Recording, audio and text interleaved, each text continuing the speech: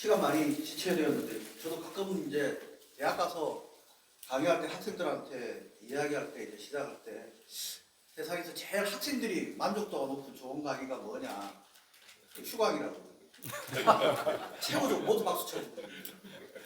근데 어쩔 수 없이 수업을 해야 될 때는 짧은 강의가 그 다음에 만족도가 높다고. 뭘 하든 간에 이제 짧게 해야 되는데. 마이크 안 들리죠? 마이크가 배터리. 예. 혹시 육성으로 들리세요? 공간 좁아가지고 바꿀 때까지. 그래서 이제 수업할 때는 되도록이면 시간을 지켜보자 하는데 이런 공간 같이 주어진 시간 30분인데 시계가 없으면 저도 말을 하다 보면 이제 그쪽에 빠져가지고 시간을 많이 놓치는 경우가 있는데 오늘은 조금 시간 맞춰보도록 노력하겠습니다. 우리 발표 화면 조금만 해주세요.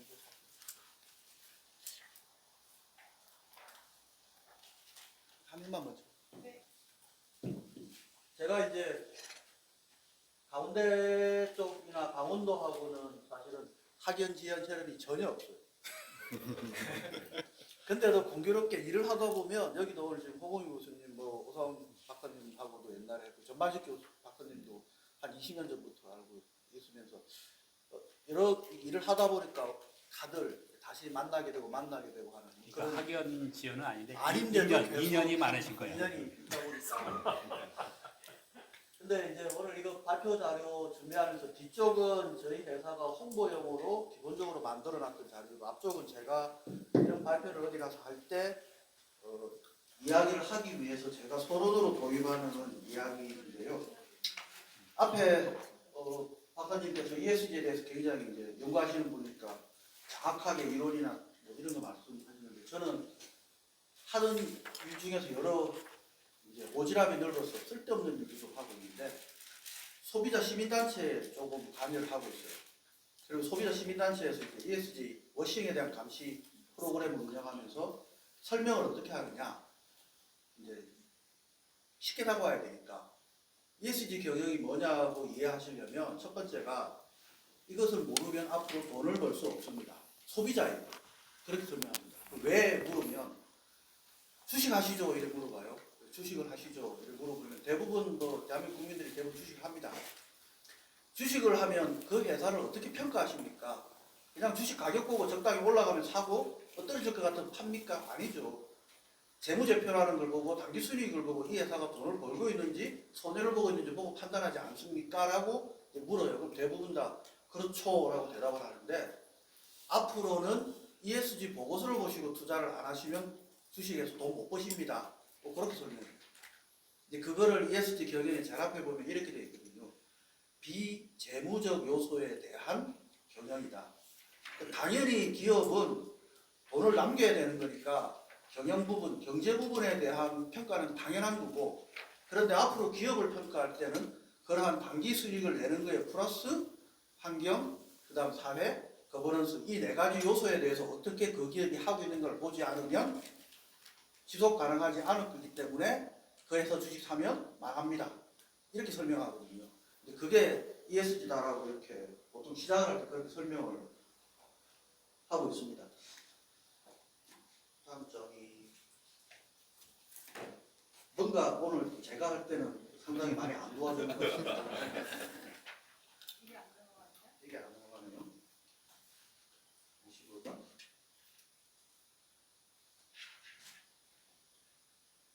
그게 또 다운되는 것 같은데. 새로 공유해 주시고. 그래서 이제 궁금하실 것 같아서요. 저는 아까 앞에 발표하신 박사님은 전공이 경제학이라고 하셨는데 저는 농화학입니다. 쉽게 말해서 농약, 비료, 토양이 제 전공이에요.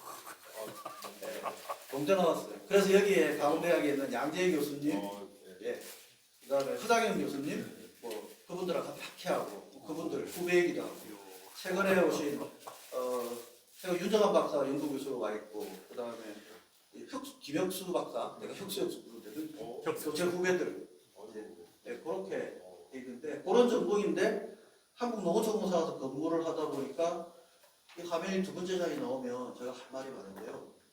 농어초공사는 농업계 회사이기 때문에 다음 넘어가나요? 될 것 같은데 저거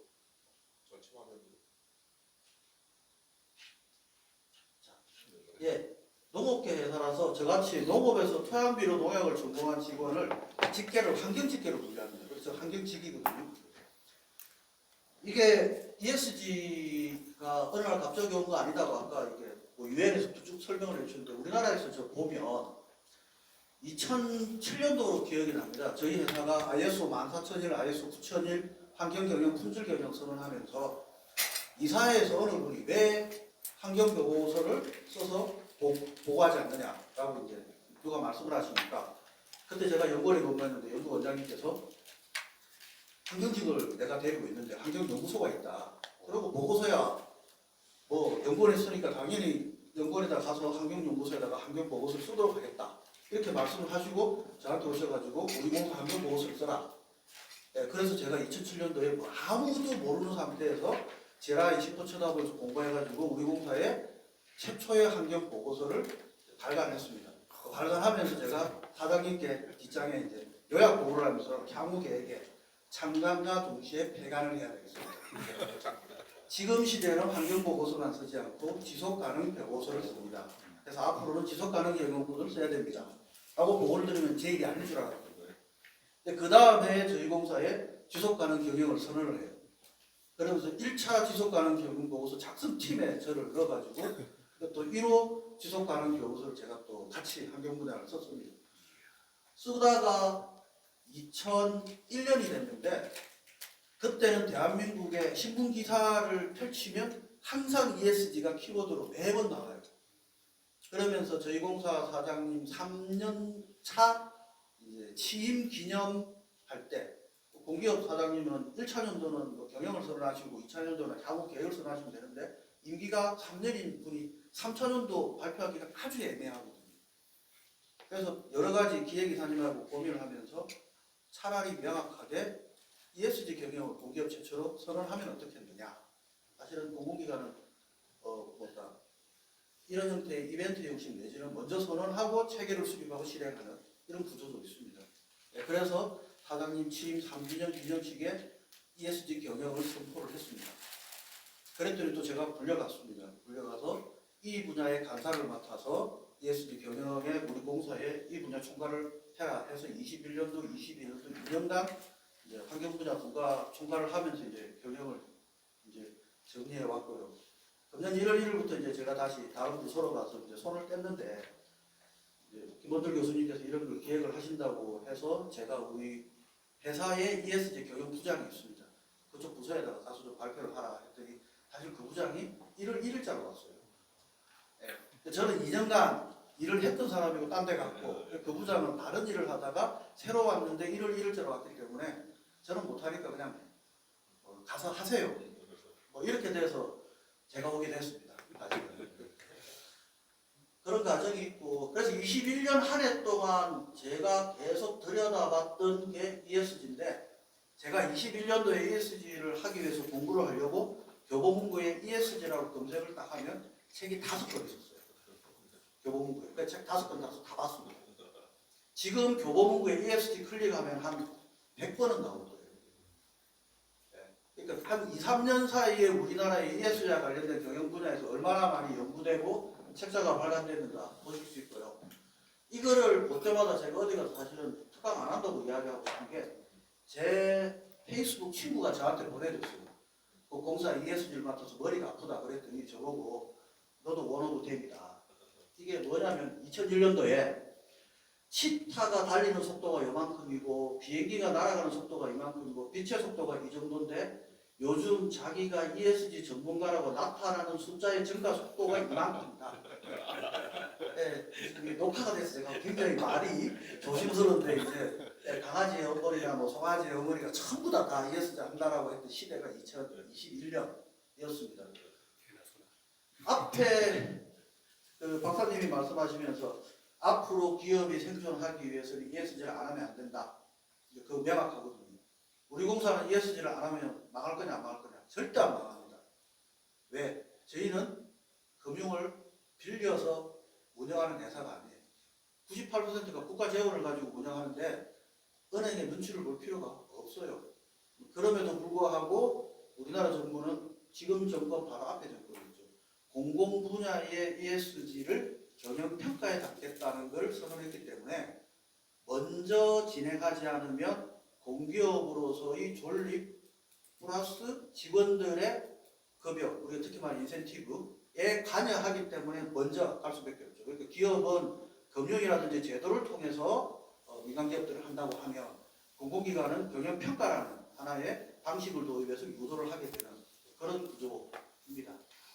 아까 저는 이제 그 회장님 인사 말씀하실 때 많이 이제 이야기를 들으면서 제가 경험한 ESG의 민간의 모범 사례가 어떤 거냐?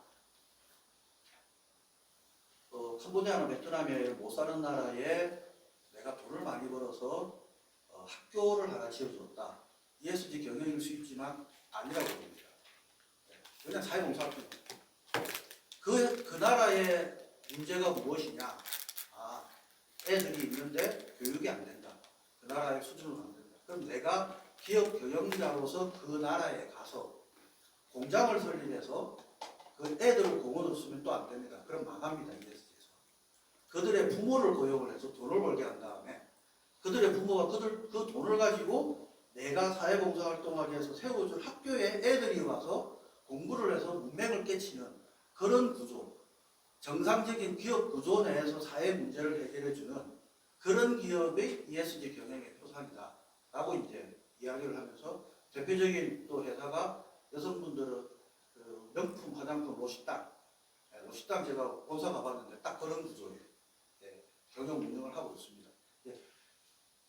단순하게 기업이 비용을 더 들여서 사회봉사활동하는 게 ESG 경영이 아니고 기업의 정상적인 경영 내부에 들어와서 같이 돌아가는 형태가 ESG다 라고 해서 착각하지 말라는 게 책에 대부분 다 정해져 있고 ESG 요즘은 1.0에서 2.0 시대로 오는데 2.0 책 서문에 딱 이렇게 적혀 있어요.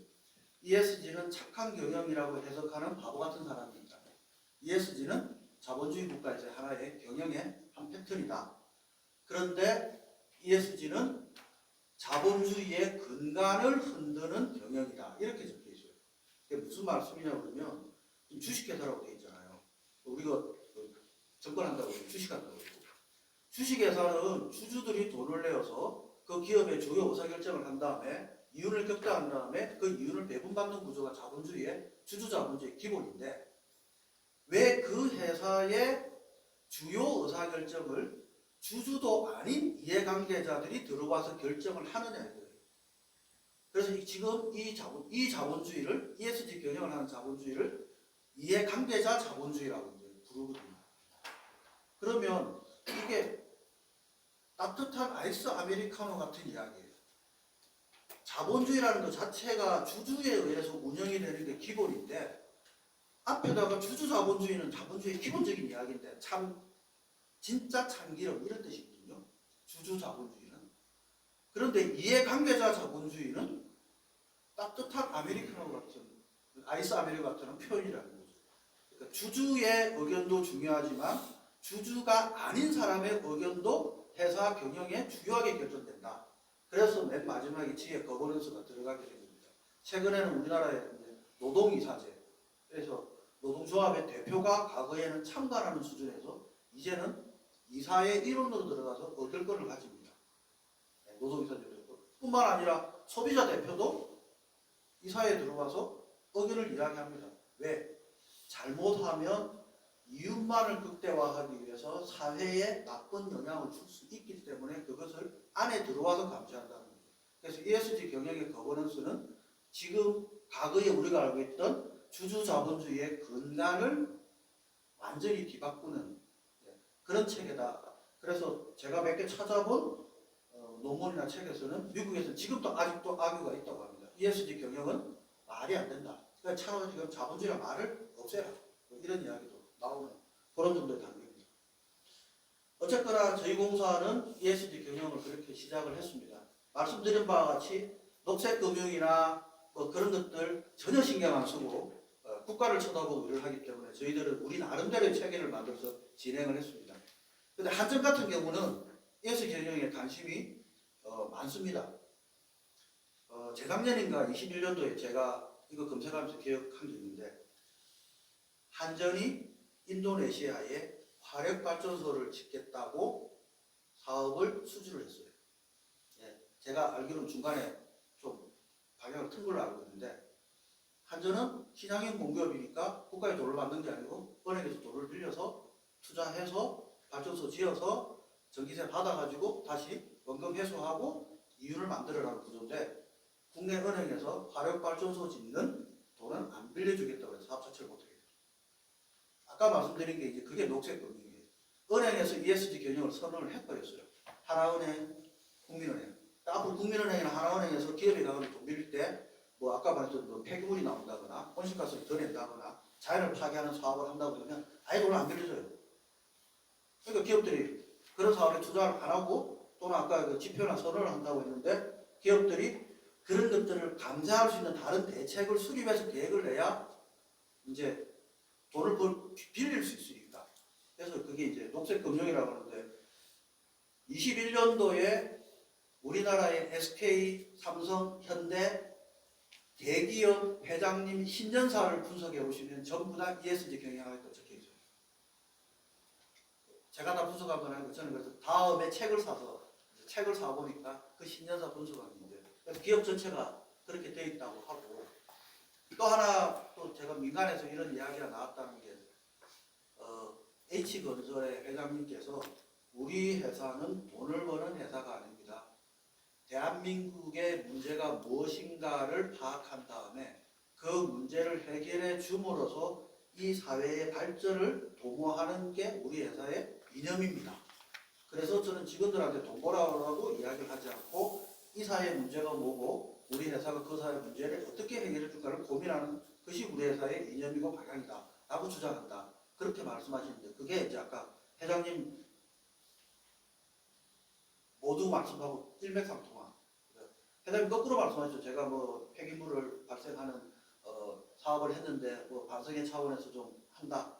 그 다음 단계, 이제 그 다음 단계, 우리 사회의 문제를 내가 같이 해결해 주면서 거기서 기업을 운영하겠다라는 단계가 이제 정상적인 ESG 체계입니다. 그래서 아까 말씀드린 바와 같이 별도의 예산을 편성해서 사회봉사 활동하는 것이 ESG는 아니다라고 주장을 하는데, 제가 우리 강원 본부장님 가셔갖고 마음이 편한데, 대부분 우리 공사는 그렇진 않아요. 사회봉사 활동한다는 게 굉장히 ESG 경영이 많이 들어가 있어요. 제가 아니라고 여러 번 주장했음에도 불구하고 공기업에 한계가 있어가지고 내부적으로 조금 힘들었는데, 오늘도 무지 걱정됩니다. 아까 이렇게 녹화 떠가지고 이거 홈페이지에 올리신다고 그랬는데, 분명히 이제 회사 내부의 문제를 이야기한 것 같아요. 그래서 21년도에 아까 말씀드렸듯이 공기업은 명확한 홍보적 전략도 있지만 한 번씩 그 시대에 맞게 경영 이념이나 경영 방향을 정리를 하는데, 21년도에는 ESG 경영이라는 하두를 가지고 출발을 했다. 물론 시대적으로 맞기도 했고. 그래서 여기 우리 전임, 현 사장님이 아니고 전임 사장님입니다. 농어촌의 그린가치 2030, 21년이니까 10개년 계획 수립해서 2030년까지 ESG 경영 계획 10개년 계획 수립했습니다. 이때는 넷제로란 말이 없어가지고 탄소 중립 2030의 시대였기 때문에 딱 흔히 아구가 잘 맞았죠. 그렇게 했고, 지금은 이제 저는 농담으로 걱정하지만 2030 전에 2050 나왔으니까 2030까지 안 기다려도 중간에 또 변형 계획 수립해가지고 2050 경영 계획 수립하면 되니까 왜냐면 출발할 때 직원들이 너무 어려워했어요. 이거 달성 못하면 어떻게 하죠? 그러다 보면 굉장히 소극적으로 하다 보면 할 게 없거든요. 그래서 저 농담으로, 자, 10년 있을 때 선언하신 사장도 안 계시고 나도 안 쓸 거야. 예, 이승환 박사님. 예. 10분 더 쓰시면 알겠습니다. 40분이니까 이제 10분 안에 이제 정리해서 끝내드릴게요. 그래서 ESG 위원회를 만들었고요. 두 가지입니다. 회사 내에서 ESG 전담 부서를 만드는 경우가 있고, 또는 내부 위원회를 만들어서 운영하는 경우도 있는데, 부서를 만들기는 중간에 어려워서 위원회를 만들었고, 여기 총괄위원과 국가 4개, 총 4개를 만들었고, 제가 이쪽 환경국가를 책임지면서 2년간 운영해 왔습니다. 이쪽을 이제 자료 보시고, 일반 기업들에서 많이 하는 방법으로 이제 비전을 먼저 설정하고요. 그래서 농어촌을 사랑하고 녹색이라는 가치를 집어넣어서 10개년 계획을 수립해서 2030년에는 농어촌이 녹색으로 사랑받는 곳이 될 거다라는 가치 기업 이제 이념을 만들고 이 S 분야에 대해서 각각의 가치와 실천 계획을 넣습니다. 그리고 이 분야에는 에코 전략이라고 해서 에너지, 그다음에 탄소 중립, 그리고 오퍼레이션이라는 용어를 쓰는데 우리 총무 인사 쪽에서의 할 것들을 넣는데 저희 공사의 대표적인 사업 중에 하나가 신재생 에너지 사업인데 향후 10년간 2기가 규모의 재생에너지를 하겠다라고 선언하고 그 재생에너지를 온실가스 감축으로 바꾸면 약 120만 톤 정도 될 건데 이 120만 톤 정도면 현재 우리 공사 본사에서 사용하고 있는 온실가스의 한 150%나 200% 정도 되니까 우리 한 지금 27, 8년 정도 되면 우리는 본사 건물만큼은 내부적으로 넷제로가 가능하다. 뭐 그렇게 계산도 한번 해보고 이제 수상태양광뿐만 아니라 아까 뭐 양수발전 같은 이야기도 하셨고 수력도 했고 요즘은 연구소에서 화력발전도 하고 또 수소 연구도 하고 있는데 그런 다양한 재생에너지 개발하는 거 그리고 요즘 이야기하는 간단관계를 우리 공사가 관리하는 수리다에 적용을 해서 유도하겠다 이런 내용들을 다 사업에 담았습니다. 그 다음에 넷제로를 위해서 기후변화 취약성 평가를 시설물에 하겠다. 각종 사업을 할 때 기후영향평가 제도를 도입하겠다고 선언했는데 이제 법이 만들어져서 기후영향평가 제도가 도입이 됐어요. 제가 적용해 보려고 했더니 법안에 들어가 보니까 저희 공사 사업은 안 받아도 되는 사업은 또 빠져 있더라고요. 그런 제도와 같이 물려서 갔습니다. 민간 기업 우리가 하고 있는 사업 중에 하나가 우리 그 비닐하우스 만드는 농민들에게 지열 히트펌프를 보급하는 사업이 있는데 그 보급하는 게 아니고 보급뿐만 아니라 거기서 감소된 에너지만큼을 온실가스 감축 사업으로 환경부에 신고해서 배출권으로 바꾸는 그런 사업들도 담아서 만들었습니다. 그리고 아까 산림 이야기 하셨는데 저희 회사의 가장 큰 사업지구 새만금 사업지구에 방풍림 조성하고 있는데 방풍림만 조성하는 게 아니고 방풍림이 온실가스 감축에 얼마나 기여한다라고 사업 계획서를 써서 환경부에 신고해서 산림 분야 1호로 자발적 감축 사업으로 등록했던 그런 사례도 있습니다. 오 분야에서는 이제 내부적으로 뭐 이런 게 있습니다. 재사용하고 재활용하자 그리고 뭐 잔반 제로의 날 해가지고 식판 들고 밥 먹을 때 굉장히 직원들한테 부담 줘가지고 오늘은 잔반 못 버려 뭐 이렇게 해서 잔반도 먹고 이런 안에 캠페인 같은 것들도 했고요. 내부적으로 이제 생태계 보존 협력금 사업을 해서 만약 강원도가 우리가 사업을 한다 그러면 환경부에 있는 생보금 사업을 유치해서 우리 회사의 저수지에 뭔가 생태 공원을 조성하고 그 유지 관리는 시도에서 관리하면서 거기에 서비스는 주민들이 볼 수 있는 그런 사업들도 기획을 해서 만들어서 진행을 했고요. 이제 이 다음에 S 이제 전략인데 S 전략은 사회 쪽이니까 포용이라고 해서 HUG에서 허그 끌어안다 뭐 이런 사업들을 만들었습니다. 그래서 인력들 이제 간접적 배출 고용 숫자, 그다음 지역 계층에 대한 일자리 창출 이런 것들은 저희들이 농업용 수로 관리하기 위해서 저희들이 현장에서 수로 감시원이라고 하는데 은퇴하신 농민들에게 수로 감시원으로 해서 고용 창출을 하는 스마트팜 같은 거 만들어서 다시 새로운 일자리 창출하는 거 그런 것들도 했고요. 정주 여건은 그냥 새마을 사업 이렇게 생각하시면 되죠. 농촌 마을에 와서 살고 싶은 마을로 만들어서 인프라를 개선하는 거. 그 중소기업하고 같이 해서 도농 교육 하는 사업들. 그다음에 사회적 농장을 100개소 만들어서 농촌 공동체를 회복하는 것. 그다음에 요즘은 이제 안전이 문제니까 이 가드라는 단어를 써가지고 지킨다. 뭐 그렇게 해서 현장에 안전 시스템들을 했고 인공지능이나 뭐 AI 인공지능 시스템을 넣어서 챗봇 넣어서 매일 아침 저도 우리 공사 내에 재난 시스템들을 정부가 아침마다 보고 있습니다. 마지막 이제 지배구조 쪽인데요. 지배구조는 아까 말씀드렸듯이 저희는 주식회사가 아니니까 우리의 이해관계자는 농민이나 외부의 전문가들이 우리 이해관계자이기 때문에 주요 의사결정을 할 때 농업인 단체 간담회 또는 전문가 그룹의 여러 가지 물포럼 아마 여기 호금이 교수님도 우리 강원본부 지역 포럼 위원으로 이렇게 와 계실 건데 지역의 전문가들로 해서 구성해서 운영하는 그런 것들을 많이 이제 준비를 했습니다. 기업문화 학사를 위해서 내부적으로는 이제 윤리기준이나 조직문화 조성하고 청년윤리 실행하는 뭐 그런 것들도 다 그래서 ESG에 우리 공사가 할 수 있는 것들을 개념에 맞게 체계적으로 하나로 묶어가지고 전략체계로 가져갔던 그런 겁니다. 물론 새롭게 만든 것도 있지만 공기업, 특히 저희같이 위탁 집행형 준정부 기관은 국가에서 98%의 사업비를 주기 때문에 그 사업 자체가 어느 하나 ESG에 사실 맞지 않는 사업들은 없어요. 우리가 하는 사업들이 다 고객 사업이기 때문에 그럼에도 불구하고 그 경영 체계에 집어넣어서 그 일을 하는 직원들에게 비전을 공유시키는 게 굉장히 중요하고 사명감과 소명감을 줄 수 있다는 그게 큰 의미가 있습니다. 제 40분부터니까 제가 지금 26분 했으니까 4분 안에 끝내면 30분. 예, 4분 더 쓰셔도 됩니다. 주요 성과는 아까 말씀드렸듯이 이제 재생에너지 그 기간 동안 30년 동안에 2기가 한다고 그랬는데 그 기간 동안 얼마 실제 했고 노물 관리하기 위해서 방법론을 만들어서 이거는 신재생에너지 온실가스 감축 사업 해보시면 알겠지만 방법론 없이 승인받을 수 없기 때문에 우리 체계에 맞는 방법론 개발해서 등록을 해서 이제 진행하면 될 것 같고요. 기타 또 대표적인 게 이거는 조금 설명을 드리면 중부발전에서 비용을 편성을 해서 예산을 가지고 있고 우리는 농민들에게 온실가스 감축하는 지열 히트 펌프 보급 사업을 했는데 지열 히트 보급 사업에서 감축된 에너지 양을 등록을 해서 받아내기 위해서는 상당히 많은 비용이 필요한데 그 비용을 중부발전에서 냈어요. 그리고 감축된 권리는 중부발전이 다 사가갔습니다.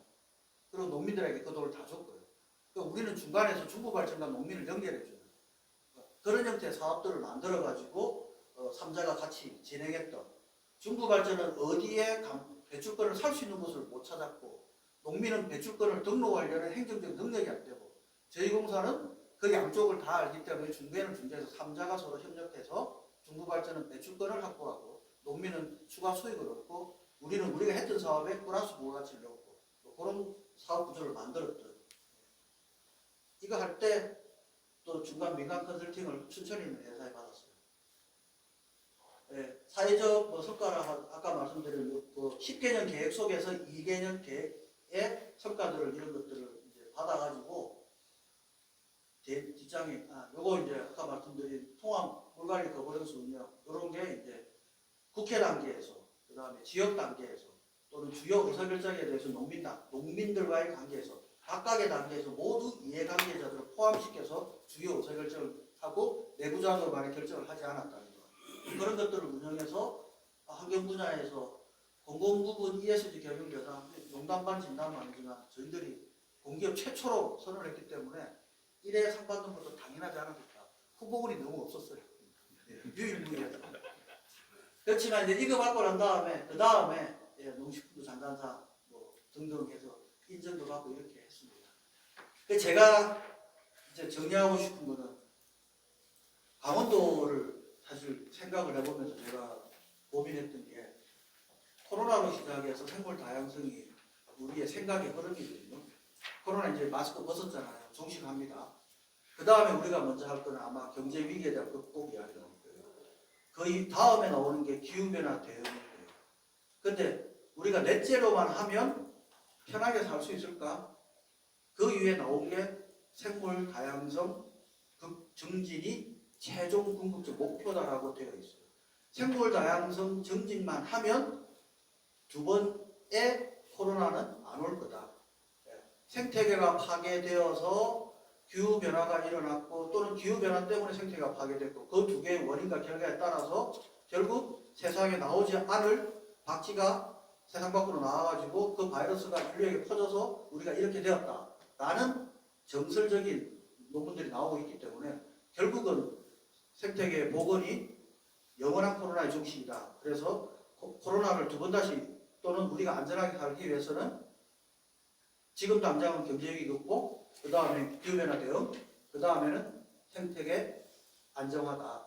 그 과정에 우리 기업들이 ESG 경영해야 된다라는 구조로 연결되어 있습니다. 그래서 저희 회사 같은 경우는 ESG 기능을 하지 않아도 되지만 공공기업으로서 최초로 먼저 선언하고 진행했던 그 사례 보고드렸습니다. 고맙습니다.